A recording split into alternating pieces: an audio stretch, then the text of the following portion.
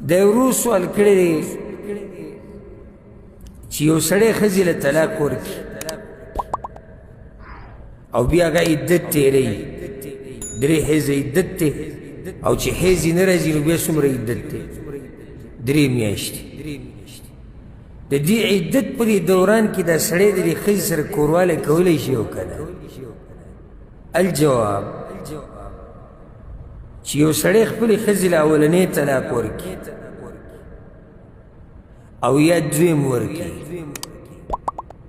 دا د دې 2 طلاقو مسله جدا ده دریم جدا ده یو سړی چې اولنۍ طلاق ورکړي ښځې له او یا دویم ورکړي او دا بیا عدت تېروي نو عدت شرعي عدت دا دی چې دا به د خاوند په دې کور کې عدت تېروي قرآن کې هم دا مسله ده ولې کیدی شي لکه څنګه چې الله سورت الطلاق کې وایي چې کیدی شي الله یو لار پیدا کړي یا بیا دوی یو بل ته واپس شي او دا ښځه و ښځه سینګاري را سینګاري دی خاوند مخې ته به وړي راوړي نو زمونږ هغه څه کوي هغه دې ته یې نه پرېږدي که یو سړی کور کې ښځې ته ده وایي ته طلاق یې هغه وروڼو ته ټلیفون وکړي وروڼو یې ګاډی راوستی وي او پیټې میټې هر څه ګاډي ته ورواچي وویسي ښه نو د هغه غوسه ښه ډېره شوه وایي چې رانه بوتله وایي والله که واپس کړه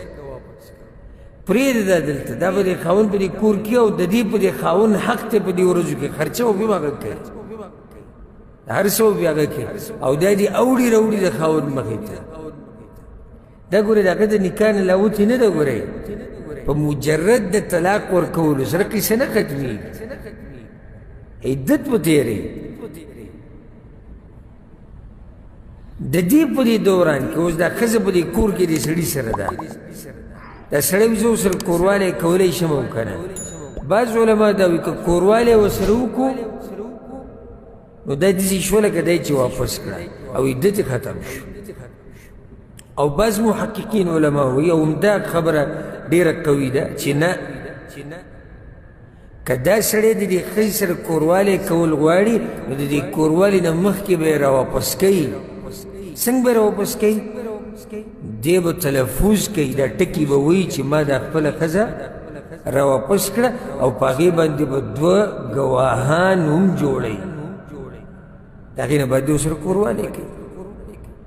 او همدا خبره دا طریقه واضح هم ده او ډېره فایدهمن هم ده ځکه چې دی به 2 ګواهان به هم جوړي دا خبره ګپ خو نه دی چې ته ښځه طلاق کوه بیا ورسره کوروالی کوه بیا طلاق کوه بیا کوروالی کوه نه طلاق دې کړه بیا کوروالي ته زړه وشو موږ ورته وایو اول ښځه واپس کړه څنګه یې واپس کړم 2 ګواهان پې جوړ کړه او دقه شان ووایه چې فلانۍ ته ما واپس کړې یا پلانۍ ما واپس کړې ده او دا کسان پې ګواهان شي بیا به سره کوروالی کولی شي که درېیم طلاق یې ورکړی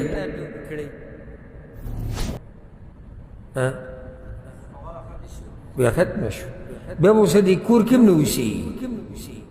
کور کې ورسره ولې اوسېږي خو هغه حکمت نشته عدت هغه